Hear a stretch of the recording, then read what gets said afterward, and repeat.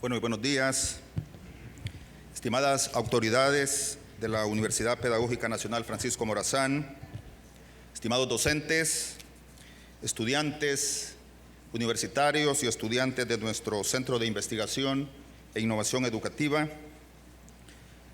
apreciados colegas de las áreas administrativas y técnicas, distinguidos intelectuales, señor Carlos Turcios, doctor Jorge Amaya y el doctor Víctor Manuel Ramos, quienes serán los profesionales que hoy harán un conversatorio sobre Morazán. Apreciados amigos de los medios de comunicación que siempre están presentes en todos los eventos institucionales, distinguido público, sean todos bienvenidos a este acto donde celebramos con espíritu patriótico la convicción de ese legado que Morazán nos dejó, cómo amar la patria y siempre poner en alto su pensamiento para garantizar el bienestar colectivo. Como depositarios de los ideales educativos morazanistas, somos los formadores de las generaciones actuales y futuras, y es nuestro deber construir procesos educativos emancipadores que contribuyan a la formación de un ciudadano comprometido con el desarrollo integral de la sociedad que se manifieste en el buen vivir. Conmemoremos esta fecha insigne del 227 aniversario del nacimiento de nuestro benemérito prócer, reflexionando sobre la mejor forma de concretar sus ideales de unión y de independencia, realizando acciones concretas de fortalecimiento de la identidad nacional para que nuestros estudiantes puedan dar a las generaciones venideras una educación pertinente a nuestra realidad y orientada con una visión cosmopolita del mundo.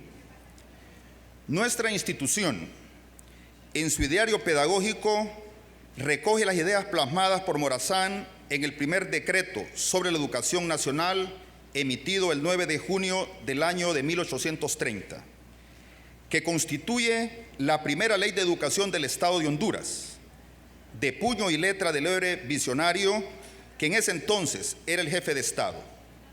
Morazán se propone en esa época formar 4 tipos de hombres ilustrados que el Estado estaba demandando.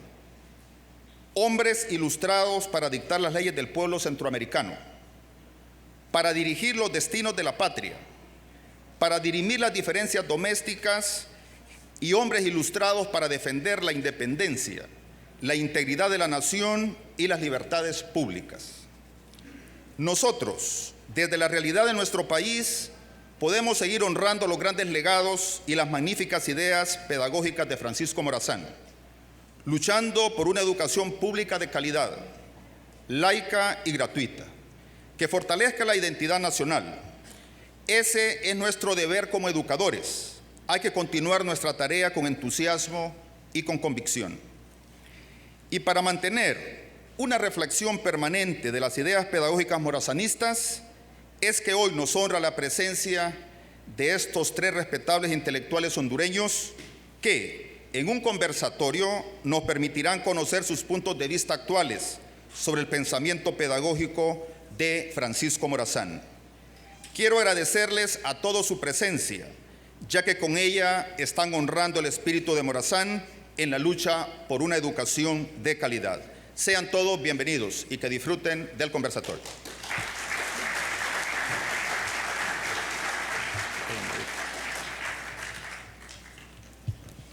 Como ya fue anunciado por nuestro señor rector, y como un deber de esta institución, este día se ha invitado a 3 intelectuales para conversar sobre las ideas pedagógicas morazánicas y su incidencia actual.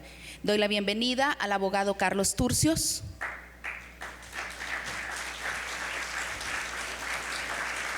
doctor Víctor Manuel Ramos, bienvenidos.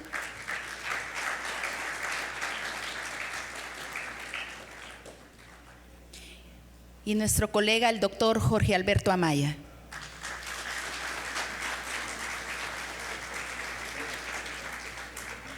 Para moderar este conversatorio lo dejo con nuestro colega, el profesor Fredis Mateo.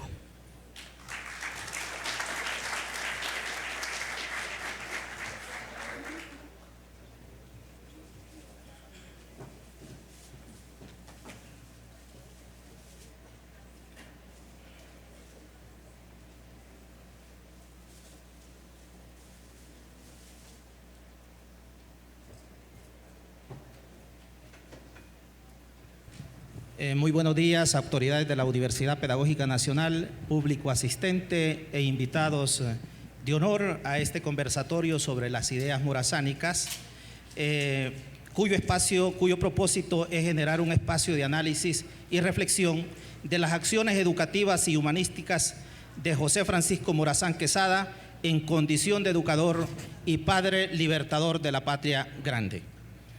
Antes de dar inicio a este conversatorio, tengo el honor de presentar a intelectuales de nombre nacional, todos académicos y estudiosos del pensamiento de Francisco Morazán Quesada.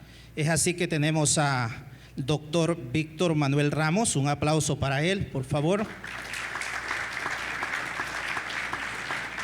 Nació en Honduras el 29 de septiembre de 1946, ha sido profesor de la Facultad de Ciencias Médicas de la Universidad Nacional Autónoma de Honduras, donde ha ejercido como vicedecano y director de la carrera de Medicina. Es autor y editor de libros para niños, de antologías poéticas, manuales médicos, un diccionario sobre las lenguas hondureñas. Es columnista, miembro de número de la Academia Hondureña de la Lengua y presidente de la Academia Hondureña de Geografía e Historia y del Instituto Morazánico. El abogado Carlos Turcios nació el 25 de junio de 1960 en San Francisco de Becerra, Olancho. Es licenciado en Ciencias Jurídicas y Sociales, con orientación en Derecho Penal e Internacional, diputado propietario al Congreso Nacional de la República por Francisco Morazán en representación del Partido Liberal 1994-1998. Representante de Honduras ante el Parlamento Latinoamericano 1994-1998. Secretario General de la Secretaría de Cultura y las Artes 2006-2009. También ha sido gestor cultural, miembro de comisiones educativas, gestión y desarrollo, defensor de derechos humanos, escritor de varios ensayos y artículos sobre la historia e identidad nacional. Actualmente se desempeña como secretario ejecutivo de la Casa de Morazán. Un aplauso para él y bienvenido. Doctor Jorge Alberto Amaya Vanegas. Nació el 8 de mayo de 1970 en Tegucigalpa, Honduras. Es licenciado en Historia por la Universidad Autónoma de Honduras. Es doctor en Estudios Iberoamericanos por la Universidad Complutense de Madrid. Es diplomado en Educación Superior por la Universidad Pedagógica Nacional Francisco Morazán. Ha obtenido importantes premios nacionales e internacionales por su trabajo de investigación y por sus publicaciones únicas y originales en temas históricos y sociales. Desde hace 20 años se ha desempeñado como profesor en varias universidades y es consultor para firmas de alto nivel de relieve internacional. Actualmente labora como profesor de Ciencias Sociales de la Universidad Pedagógica Nacional Francisco Morazán y como coordinador de la Maestría de Historia Social y Cultural de la UNA.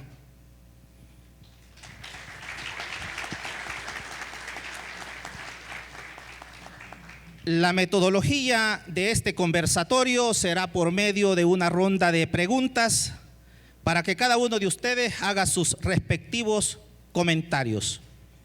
Sabemos que el tiempo es corto y que vamos a tratar de hacer reflexiones de forma sintética. Empezamos con la primera pregunta.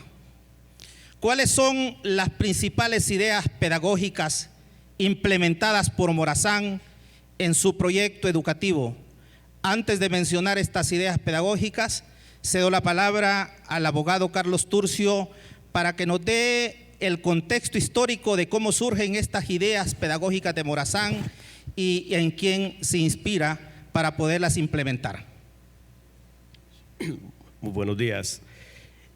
Agradezco profundamente a la Universidad Pedagógica Nacional Francisco Morazán por este hermoso encuentro académico para compartir y fortalecer y prolongar la vigencia de la vida, obra y pensamiento del más grande de los centroamericanos, inmortalizado por la más grande de las ideas, como es la Unión Nacional de Centroamérica. Y la verdad es que enfoquemos el momento histórico del nacimiento de Morazán. Habían pasado 300 años de saqueo y destrucción por parte de la corona española. Recordemos que Honduras es descubierta en el año de 1502 y 16 años después, en el 1518, se centra la conquista de los españoles en América de manera simultánea. Escogen la isla de Cuba, la isla de Juana, como el feudo principal y desde ahí lanzan la conquista al continente. En el año de 1520 Cortés arriba a Veracruz, México, y arrasa con un montón de indígenas y hace una misa de agradecimiento a Dios por esa victoria. Luego la conquista se centra por todo Centroamérica. Ustedes saben la lucha del Empira, pero pasan 300 años hasta que al final el último bastión de la insurrección latinoamericana la da Túpac Amaru, Gabriel Condorcanqui, el cual es redimido por el gran Medardo Mejía en ese hermoso poema Morazán. Y luego llega la Revolución Francesa. Los aires de libertad, igualdad y fraternidad son recogidos por los prohombres de América Latina. Y en 1792 nace Morazán. Imagínense qué época más hermosa. Había pasado la devastación y llega la Revolución Francesa. Y entre algunos centroamericanos esas ideas son recogidas por Fray Antonio Liendo y Goicoechea, un hombre que nació en Cartago, Costa Rica, y que incluso es ignorado en su tierra. Pero los hondureños están más agradecidos con él porque vino a pacificar a los indios del Valle de Agalta en Olancho. Liendo y Goicoechea comienza a hablar de esas formidables ideas de los enciclopedistas y tenía como alumnos nada menos que al sabio José del Valle, a Dionisio de Herrera, a Matías Delgado, a Pedro Molina, a Mariano Gálvez, todos los prohombres del proceso de independencia de Centroamérica. Y esas ideas también son recogidas por los gigantes de los Andes. Y óigase bien, paradójicamente el primer pueblo en liberarse en América es un pueblo que siempre lo han asociado con los hondureños y no nos gusta. Lo vemos menospreciado, pero nos lleva ventaja en muchas cosas. Es Haití, liderados por Toussaint Louverture, los liberó en 1804. Ya termino, licenciado. Y luego, es que esto es una emoción seductora. Luego, saltemos. En 1808, los españoles son invadidos por Napoleón. Napoleón le hizo un gran favor a América Latina. Óigase bien, Napoleón invade España y los españoles descuidan a América Latina y comienzan a lidiar con el coloso, con el gran corso Napoleón. Y ahí es donde Bolívar y los hombres de Latinoamérica se aprovechan para liberarse de el yugo español, del terrible, del perverso Fernando VII, que los aduladores le decían el Serenísimo, el enviado de Dios en la tierra, el inmaculado Hijo de Dios. Los aduladores de aquellos tiempos, como algunos de ahora, siguen en esa faena. Pues entonces se dan los movimientos de independencia en América Latina entre 1810 y 1821. Uno de los últimos es Centroamérica, liderados por los prohombres discípulos de Liendo y Goicoechea, ya hemos hablado de eso. Y al final aparecen los educadores, don Pedro Molina con su editor constitucional, el Sabio Valle con el Amigo de la Patria, Y es así como Valle comienza a tener amigos en todo el mundo, entre ellos Jeremy Bentham. Ustedes saben muy bien eso. Y este hombre, los hombres de Centroamérica comienzan a preocuparse por la educación. Morazán era un muchacho que andaba por las calles de Tegucigalpa, ahora acompañado con Dionisio Herrera. Herrera venía de la formidable Universidad de San Carlos. Pero, ojo, ¿cómo era Tegucigalpa en ese tiempo? Tegucigalpa era una pequeña villa, un poquito más que una aldea. La gente estaba marcada por las clases sociales. Por ejemplo, habían 5 clases. Los peninsulares, que eran los políticos del momento, eran blancos. Los criollos, los hijos de los peninsulares nacidos en América. Morazán era un criollo hijo de italianos, de descendientes italianos y españoles. Era blanco, era privilegiado, no hacía el padre Reyes, que era de este hermoso color que todavía llama la atención a las chamacas, ¿verdad? Pero bien, resulta verdad que tener este color en aquella época era peligroso, era terrible, era pecado. Prueba de ello es que no les permitían ni estudiar, le llamaban los pardos. Luego estaban los mestizos, los pardos, los mestizos. Luego estaban los indios, que eran los empleados. Se cree que los criollos eran los comerciantes, los dueños de negocios y hacendados. Los mestizos eran empleados, eran talabarteros, ebanistas, la gente que dedicaba al oficio. Y los indígenas, los indios, eran los trabajadores de los peninsulares, de los criollos y de los pardos. Y en última escala estaban los negros, los esclavos. Recuerden que los negros no llegaron no llegaron en 1797, como dice la etnia garífuna. Llegaron en 1520, eso lo dicen, lo saben aquí los académicos, y se fueron 500 negros directamente a Olancho a sacar oro del Guayape. Y allá se pobló Olancho de muchos negros, y esta es una prueba, la que están viendo ustedes allá. Okay. No podemos ocultar eso. Los negros se regaron con nuestras bellas olanchanas y salieron frutos atractivos de esa relación, ¿verdad?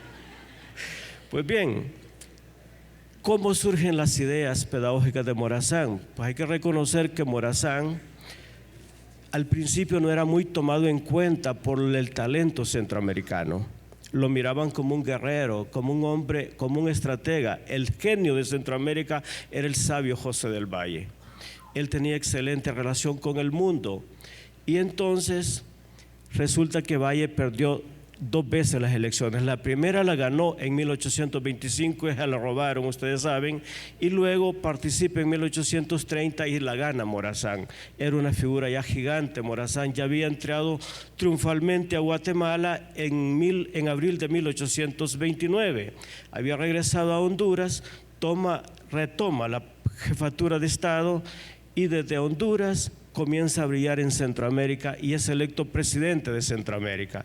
En esa toma de posición es cuando Morazán aflora con su visión de educador, de un estadista. Y se dice que un estadista es aquel que va más allá de un jefe de Estado, que trasciende con su visión.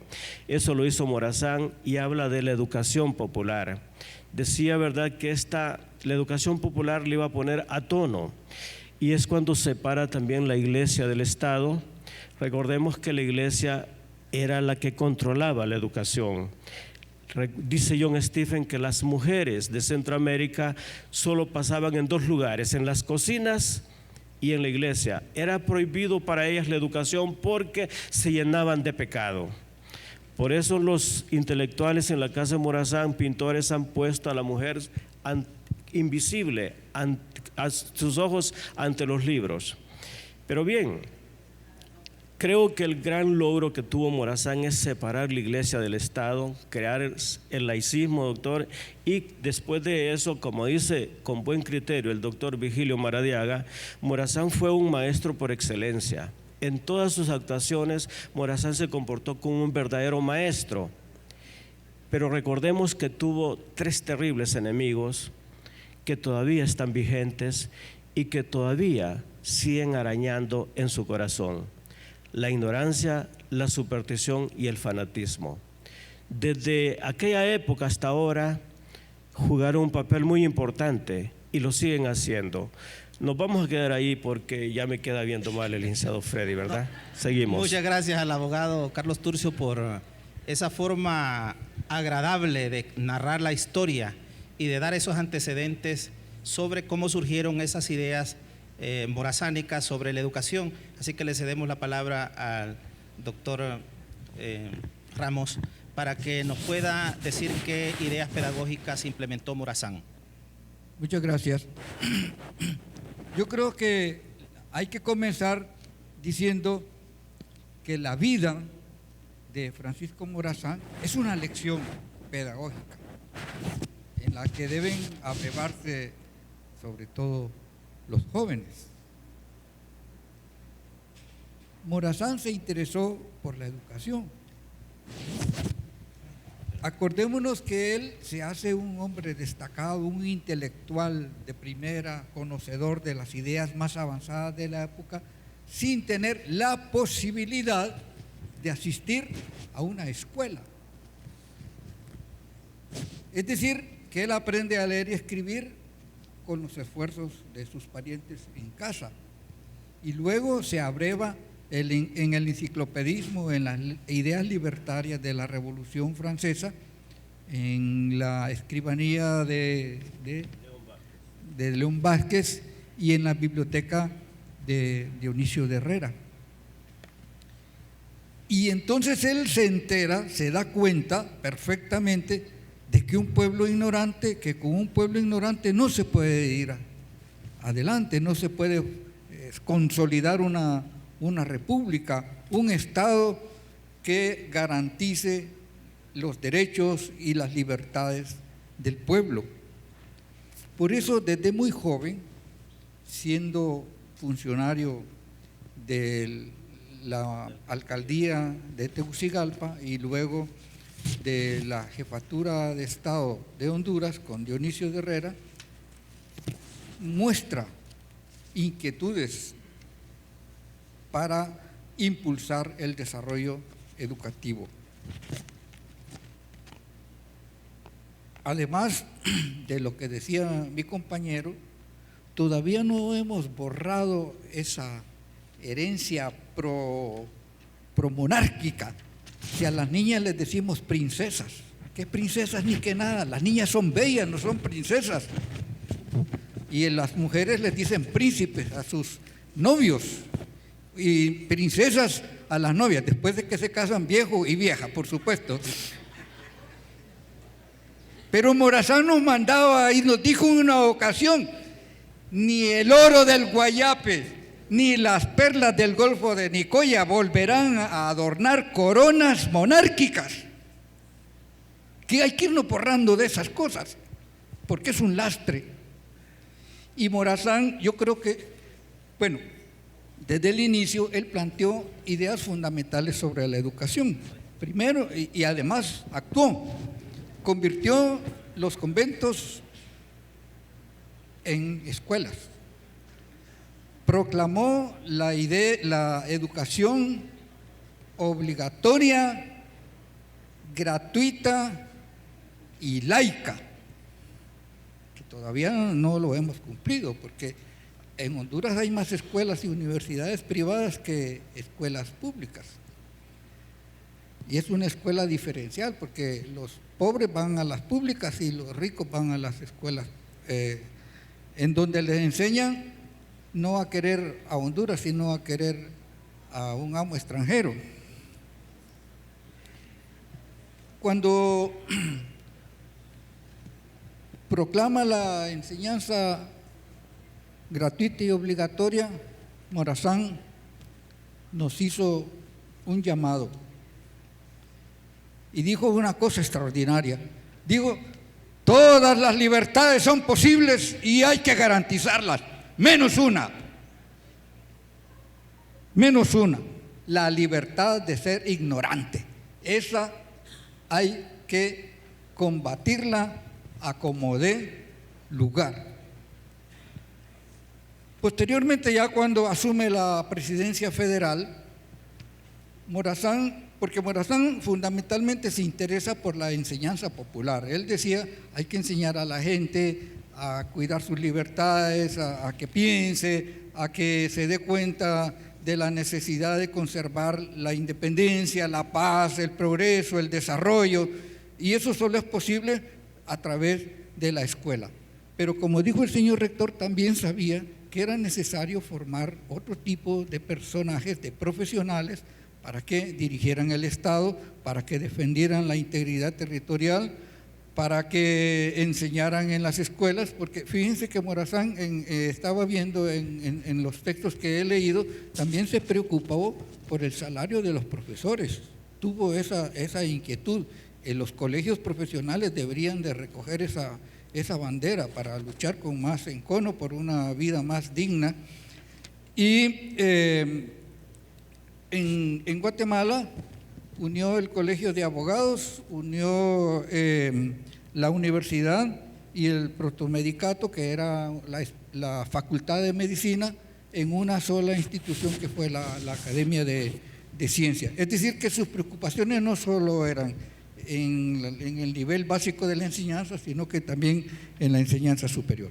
Pero además garantizó otras cosas que permitían fundamentalmente una escuela liberada. Primero, decretó la libertad de imprenta, fundamental. Después, decretó la libre emisión del pensamiento, es decir, que no solo se podía imprimir, publicar, sino que además se podía pensar libremente. Luego, la libertad religiosa y, por último, la libertad de locomoción, porque libre de locomoción el individuo podía ir de un lado a otro, y ustedes saben que las migraciones también traen progreso. Las personas que van a otro lado conocen nuevas costumbres, nuevas ideas, y de esa manera se va promoviendo el desarrollo intelectual de un país. Morazán también se preocupa porque en las escuelas se enseñe la verdad, y como en ese tiempo había escasez de maestros, entonces Morazán en uno de sus textos plantea lo que él llama una enseñanza cooperativa, y que Longino Becerra llama enseñanza lancasteriana. ¿En qué consiste esta enseñanza de cooperación? Pues que los chicos que sabían que eran avanzados en la escuela estaban obligados a ayudar al maestro para enseñar al resto de los chicos que eran sus compañeros. Morazán pues nos dio muchas lecciones, muchas ideas. Su pensamiento sigue teniendo vigencia. La escuela debemos de luchar porque conserve los principios esenciales y fundamentales que proclamó Morazán. Su pedagogía era muy similar a la pedagogía que ahora hace poco proclamaba Paulo de Freire, y que él llamó había que combatir la pedagogía del oprimido, y que había que necesariamente impulsar una pedagogía de la liberación, porque, repito, Morazán estaba plenamente seguro que no podíamos tener un país libre, desarrollado, democrático, si sus habitantes no estaban imbuidos de conocimiento y fundamentalmente de amor y fervor patriótico. Doctor, si nos puede hablar también de estas otras ideas pedagógicas de Morazán, como el método lancasteriano, la adopción del método lancasteriano, cómo apoyó Morazán, por ejemplo, a los becarios hondureños que estaban en Guatemala, y sobre el fomento de la educación a la juventud, que es muy importante. Buenos días, un saludo cordial al señor rector de nuestra Universidad Pedagógica Nacional, Francisco Morazán, vicerrectores, decanos, directores, invitados especiales, compañeros docentes y administrativos, y un abrazo especial también a los estudiantes de nuestro Centro de Investigación e Innovación Educativa. También un saludo cordial a mis amigos morazanistas, el abogado Turcios y el doctor Ramos. Un saludo cordial a todos. Bueno, con respecto a las fuentes pedagógicas del general Francisco Morazán, quisiera contextualizar primero cuál fue la educación que combatió el general Morazán, o que de alguna manera opuso, ¿no?, con sus reformas educativas o con sus políticas educativas, diríamos hoy. Bueno, cuando los españoles conquistan América y Honduras, entre ellas, que era parte de su monarquía, los españoles impusieron en América un modelo pedagógico que imperaba allá en la península desde la Edad Media, que era el modelo escolástico, el modelo de formación educativa escolástica, donde, bueno, en primer lugar, los únicos que estudiaban eran los varones, ¿verdad? Las niñas no podían ir a la escuela ni a colegios, no había. Las niñas podían ser monjas o se les preparaba para ser esposas, ¿de acuerdo? Ese era el espacio de las niñas, el espacio privado, ¿verdad? Se las preparaba para cuidar a sus hermanos, para cuidar a sus esposos, a sus futuros esposos, o para ir a la iglesia. Y en el caso de los varones, ese modelo educativo de los españoles formaba a los varones para dos cosas. Los formaba para ser abogados, así como usted, ¿verdad?, abogado Turcios, o para ser sacerdotes. Por eso lo que hoy en día llamamos el currículo estaba dominado por asignaturas que tenían formación hacia la filosofía, hacia el derecho y hacia la teología, ¿verdad?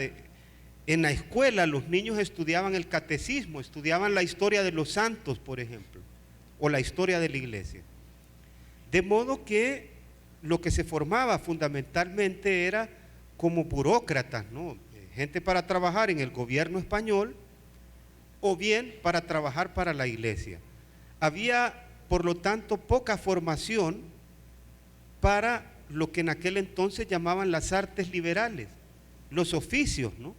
Ser ingenieros, médicos, ¿verdad?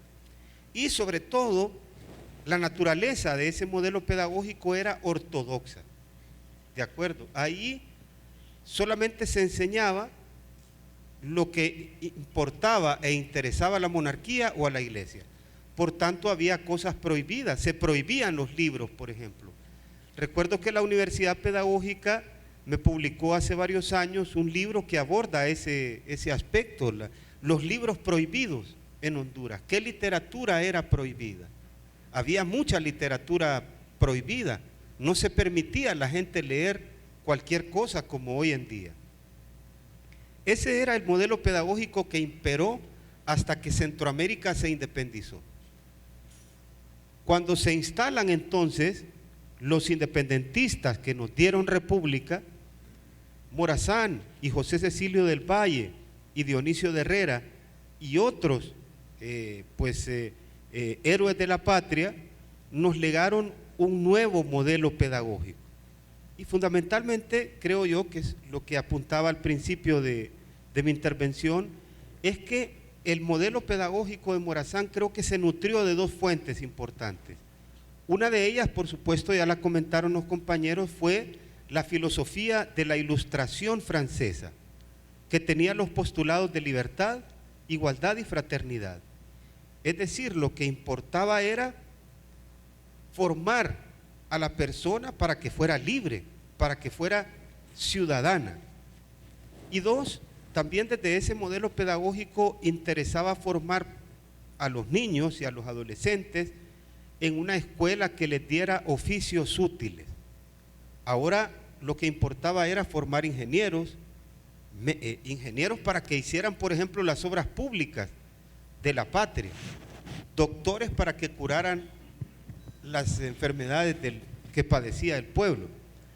Y dos, creo que la otra fuente importante, y es lo que comentaba el doctor Ramos, Francisco Morazán, amante, apasionado de las ideas de la Ilustración y también de otras corrientes como el empirismo, se nutrió de una corriente pedagógica que fundó un profesor inglés que se llamaba John Lancaster, por eso a ese modelo le llaman lancasteriano.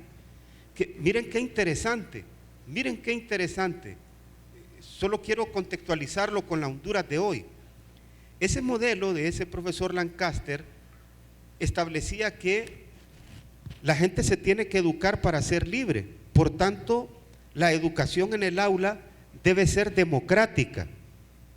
Y fundamentalmente consistía en que el profesor, para formar a todos los estudiantes, lo que iba a hacer es que tomaba a los alumnos más aventajados para que ayudaran a los que, por ejemplo, no sabían leer y escribir bien. Es decir, una educación democrática. Hoy en día le llaman, por ejemplo, algo parecido, educación por competencias. Eso es educación por competencias. O sea que antes en el modelo escolástico la voz imperante era la del profesor. Ahora no, ahora es la de todos, ¿verdad? Y Morazán pensó en ese modelo educativo porque imagínense que cuando nacimos a la vida independiente no había escuelas. En Tegucigalpa no había ni una escuela pública, no había colegios, ni siquiera había universidad. Entonces Morazán pensó que ante la ausencia de escuelas como estructuras físicas y ante la ausencia de escuelas normales y ante la ausencia de profesores, ese modelo podía suplir eso. El profesor en el aula iba a recurrir a estudiantes como Morazán, por ejemplo, como el mismo Morazán, que aprendió a escribir y leer en su casa. Sus tíos o sus hermanos le enseñaron.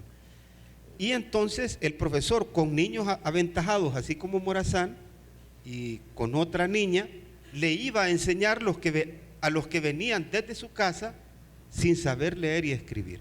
Esas dos son las fuentes en las que se nutrió la pedagogía y las reformas educativas de Morazán. Hoy en día, fíjense, y por eso solo quiero contextualizar eso para pasar la palabra a los colegas, es que Honduras tiene casi 1 millón de personas que no saben leer y escribir, casi como 800,000 personas. Entonces lo que podríamos hacer es, desde el Estado y desde las universidades públicas, emprender un gran proceso de alfabetización a partir del modelo que aplicó Morazán de educación popular o democrática, con los alumnos más aventajados, ir a las comunidades a enseñar a leer y escribir a los compatriotas que no lo saben. Abogado Carlos Turcio, por este tipo de aporte se le puede considerar a Morazán un verdadero pedagogo y educador.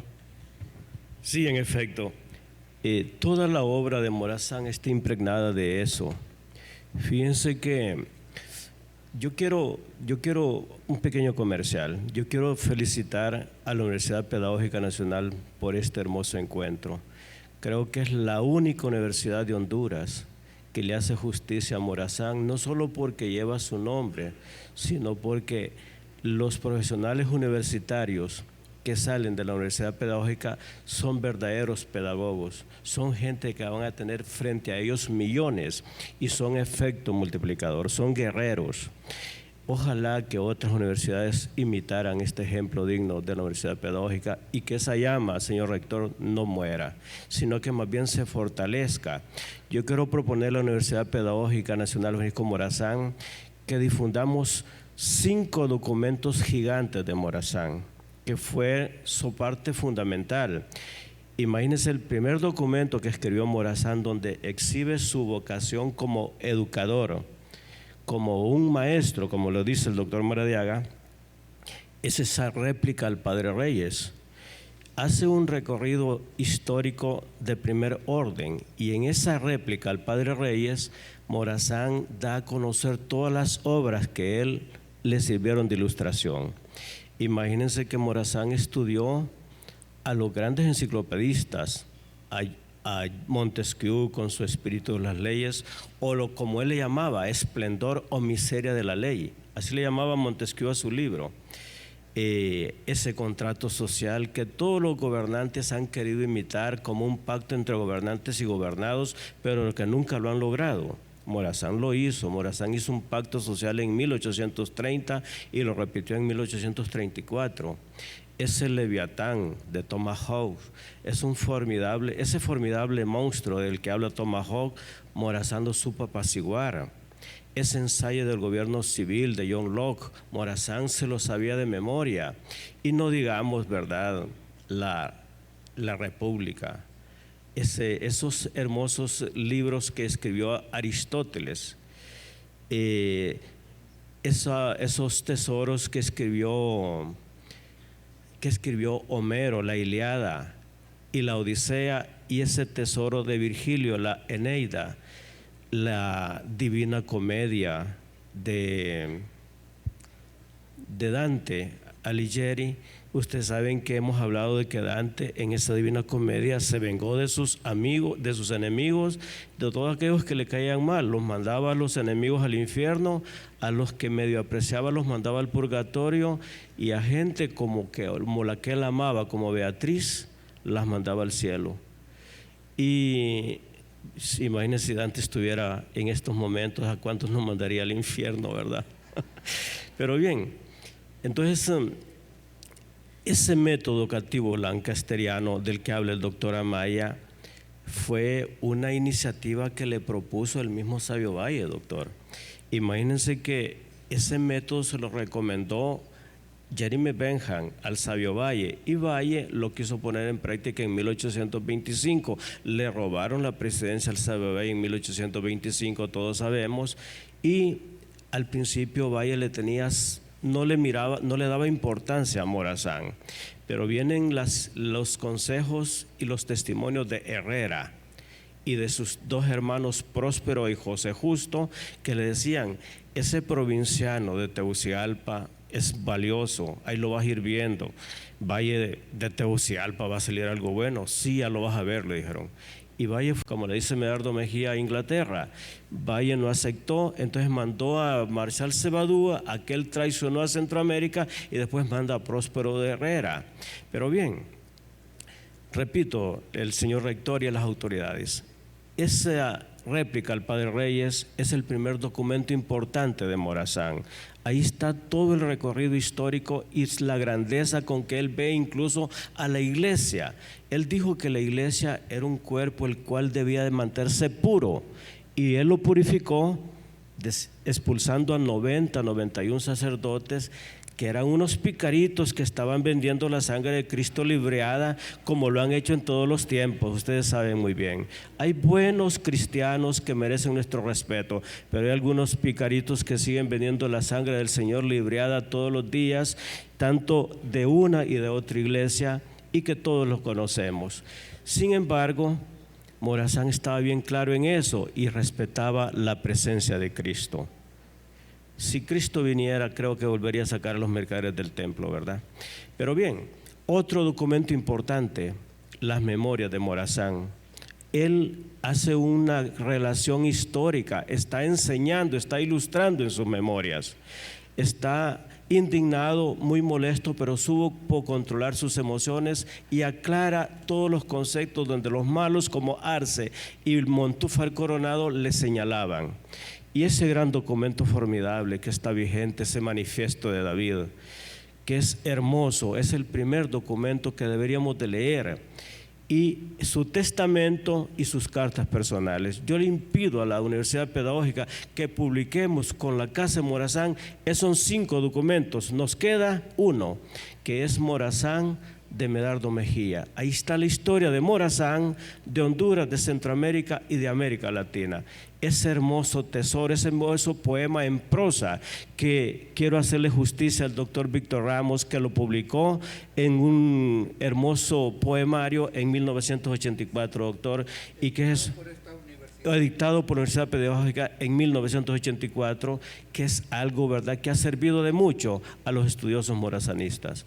Entonces, todo, licenciado Aguilar, la obra de Morazán va encaminada a la excelencia, al conocimiento, a manifestar sus ideas. Pero repito, ¿verdad?, el tiempo es corto, le dejo la palabra para que yo siga un poquito, ¿verdad? José Martí llegó a decir: un genio poderoso, un estratega, un orador, un verdadero estadista, el único quizás que haya producido la América Central, el general Morazán. Sabemos que Morazán dejó distintos legados a nivel histórico, cultural, cívico, educativo, en la parte jurídica, dejó tantos legados, y en la parte política. Doctor Víctor Ramos, ¿cuáles fueron los fines políticos de estas ideas reformistas a nivel educativo de Morazán? Bueno, podemos decir que Morazán, junto con los patriotas que le acompañaron, dejó sólidamente sentada la teoría de lo que debía ser el Estado centroamericano. Desgraciadamente, pues, las fuerzas oscurantistas, las fuerzas que se oponían a la libertad, a la integración centroamericana, lograron imponerse y volvieron atrás en todos los avances que había proclamado Morazán. En Honduras fue hasta la reforma de Marco Aurelio Soto y Ramón Rosa que vuelve otra vez a plantearse la vigencia del pensamiento morazánico, pero poco a poco después hemos ido yendo hacia atrás. Por ejemplo, lo de la persecución de los libros, eso no terminó. Yo me acuerdo que una vez que regresaba del extranjero, la policía me capturó en el aeropuerto como si yo fuera un delincuente, y el delito que cometía es que traía libros. Me los quitaron los libros, y miren la ignorancia de estos policías que actuaban ahí, que uno de ellos tuvo la generosidad de regresarme uno de los títulos que yo traía, la Sagrada Familia de Marx y Engels. Y la persecución de los libros sigue. Fíjense que en Tegucigalpa y en San Pedro, en todas las ciudades, no tenemos verdaderas librerías. Entonces, ¿cómo podemos adquirir libros? Pues los que tenemos algún interés tenemos que comprarlos, como Valle, que los pedía a Inglaterra, y nosotros tenemos que pedirlos a México, a La Habana, a Perú o a Madrid. Yo creo que tenemos una deuda con Morazán. La primera deuda es la restauración de la federación, que ya durante mucho tiempo los presidentes de Centroamérica, aunque no lo hacían verdaderamente de corazón, planteaban la necesidad de restaurar la federación, la unidad centroamericana. No podemos ir adelante siendo parcelas pequeñas, atrasadas, pobres, dominadas por el extranjero. Eso está en la Constitución, es un mandato. Espero que no desaparezca. Lo que pasa es que no tiene vigencia. Nunca hemos oído los últimos presidentes hablar en serio, convocar a una cumbre de presidentes para decirle, bueno, entrémosle a la unidad centroamericana, porque si queremos tener 5 caudillos, uno en cada una de las parcelas centroamericanas. Y hablamos de Morazán así un poco como dijera, por una obligación. Pero ahora incluso nos mandan a bañarnos a la playa, a pasear, para que nos olvidemos de eso, porque es que las ideas de Morazán son tercas, están ahí. Nos están machacando y diciéndonos, por favor, adelante, estudien, lean, prepárense, porque hay que ser libres. Este pensamiento, fíjense que Morazán comenzó hasta planteando la supervisión escolar. Hay un texto de él en donde manda a los jefes de las comunidades que le informen cuántas escuelas hay y en qué condiciones están. Si no hay escuelas, que digan por qué no hay escuelas, cómo se sostienen las escuelas, cómo le pagan a los maestros, y pregunta cuál es el método de enseñanza que utilizan. Hay un texto aquí interesantísimo, dice, de Morazán: un pueblo que, rompiendo las cadenas de la esclavitud, se arroja digámoslo así, de repente en el camino de la libertad, no puede marchar sin tropiezos por él, sino buscando en la educación el cultivo de su inteligencia e instruyéndose en el cumplimiento de sus deberes. Pero también, y aquí quiero referirme a los chicos, no hay nadie que le enseñe a uno si nuestro cerebro no tiene voluntad de aprender. Y Morazán no tuvo maestros, así que no esperen, porque hay maestros buenos y hay malos, como hay alumnos buenos y malos. Y Morazán nos enseñó que podemos ir solos por el camino de la liberación mental. Y yo, como profesor de neuroanatomía durante 35 años, aprendí, porque mis alumnos llegaban a preguntarme que si compraban Neurobión, que si compraban Sucrol, que qué vitaminas necesitaban.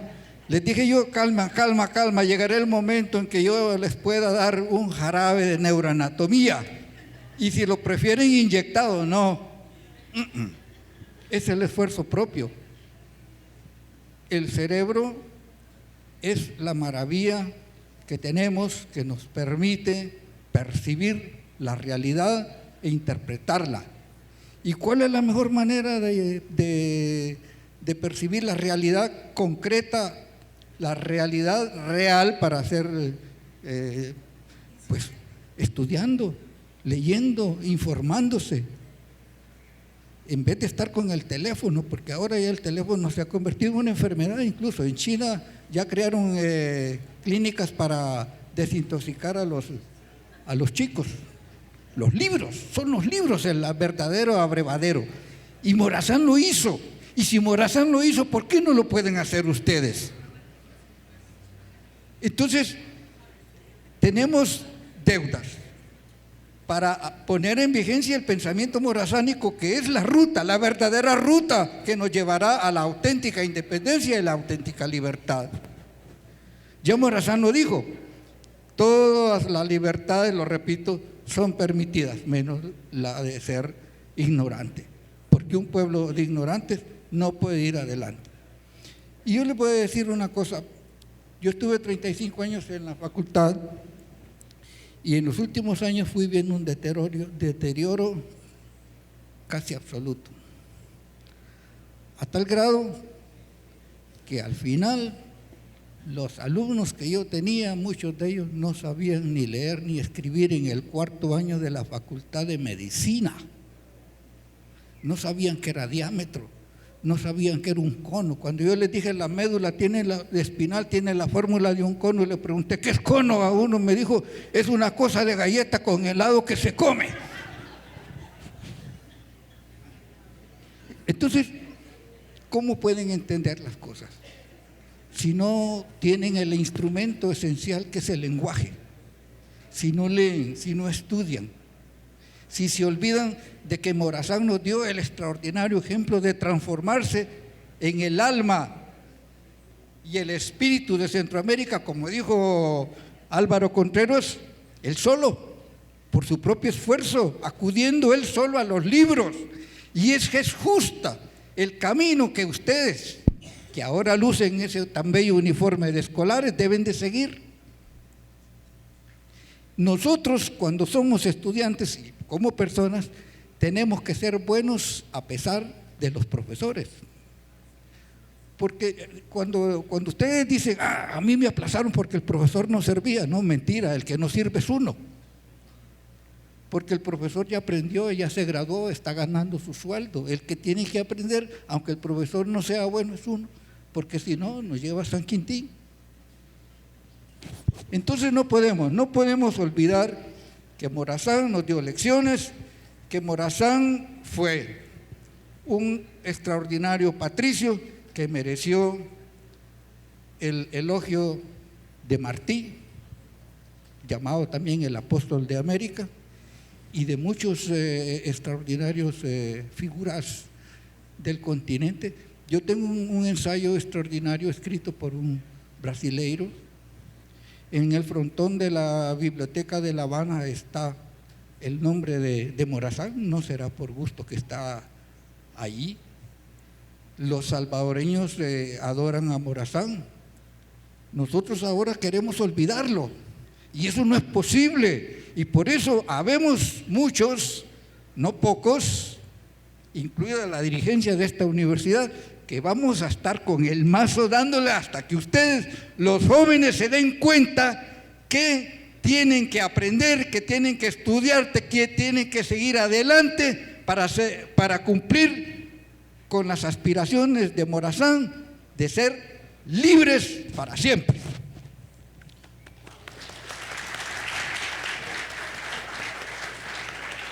Doctora Maya, ¿cuál es la actualidad del pensamiento educativo morazánico en el contexto nacional y centroamericano? Y si nos podemos atrever a comparar nuestra educación con ese pensamiento morazánico. Gracias. Sí, uno de los propósitos del conversatorio, bueno, además de rendirle homenaje al paladín, era justamente hacer dialogar esa memoria histórica de su tiempo, ¿no? Del tiempo de la formación de la República Federal con el presente. Y creemos que sí está vigente el pensamiento, el ideal pedagógico del general Francisco Morazán en muchos sentidos. Uno de ellos tiene que ver con el tema de que la educación, siguiendo los postulados de la pedagogía de Freire, debe fortalecer y buscar la libertad de las personas, garantizar la libertad de las personas. Entre ellas, por ejemplo, la libertad de pensamiento, pero la misma libertad como persona, como ciudadano. En el presente, nosotros hemos visto en los últimos años una enorme fragmentación de la sociedad hondureña, sobre todo por culpa de los políticos, porque yo creo que la mayoría de hondureños amamos el pensamiento de Morazán, la figura de Morazán, amamos la patria, amamos la comida hondureña, las costumbres, las tradiciones, pero creemos que parte de esas libertades han estado siendo desafiadas por grupos oscurantistas que seguramente en aquel tiempo hubieran sido enemigos de Morazán. Si ustedes recuerdan, por ejemplo, el año pasado, en el 2018, un diputado, imagínense, un diputado quería legislar para que se restringiera la libertad de pensamiento en las redes sociales. Quería que en Facebook o en cualquier red el Estado limitara la emisión de pensamiento de la que hablaba ya el doctor. Por otro lado, algunos grupos postulaban también hace pocos años, incluso en el presente también, de que se debía limitar la educación laica y que volviéramos a una especie de educación religiosa, que leyéramos la Biblia, que rezáramos en las escuelas. Y eso, imagínense, eso, el gobierno de Morazán fue justamente, como decían los compañeros, el que estableció que la educación debía ser laica, como señalaba el rector, es decir, respetar las ideas y pensamientos de todas las personas, de los que son creyentes y de los que no. Entonces, Morazán postulaba más bien por una educación liberadora, pero en el presente hay muchísimos grupos que están confrontando, imagínense, un modelo educativo que pensamos que es ideal. Pensamos que es ideal que la educación sea laica, que respete las creencias y las ideas políticas y religiosas de todas las personas.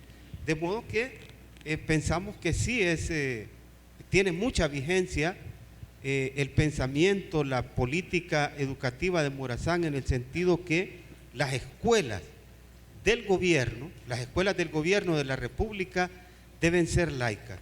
Para eso el mismo Estado garantiza la libertad de cultos, y si alguien quiere abrir una universidad o un colegio católico, evangélico, mormón o lo que sea, puede hacerlo y matricular a sus hijos ahí, pero las escuelas del Estado. Las escuelas de la República creemos que deben ser como las estableció Morazán, deben ser laicas y enseñar ciencias, enseñar la verdad, enseñar las ciencias modernas.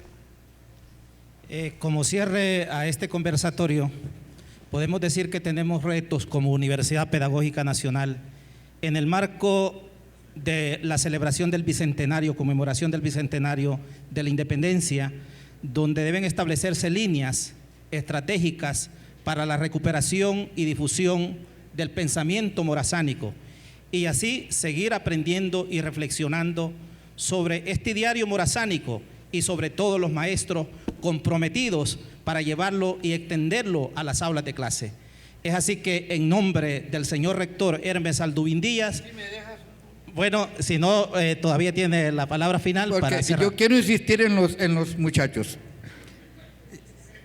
Yo creo que todos en este momento sentimos que Morazán está acá con nosotros, pero los muchachos deben de saber que Morazán está con ustedes en cada momento de su vida, que solo tienen que decirle: Morazán, será bueno que yo estudie, Morazán, será bueno que yo aspire a ser un hombre, una mujer de pensamiento libre, Morazán, y le va a decir: sí, claro, adelante, vayan, estudien, y si no lo hacen, van a sentir que les coscorronea, porque Morazán eso es lo que quería, eso es lo que quiere y eso es lo que va a seguir queriendo, porque Morazán es inmortal. Y terminamos diciendo el pensamiento de Morazán: la instrucción pública que proporciona las luces, destruye los errores y prepara el triunfo de la razón y de la libertad. José Francisco Morazán, muchas gracias a todos por su atención. Gracias.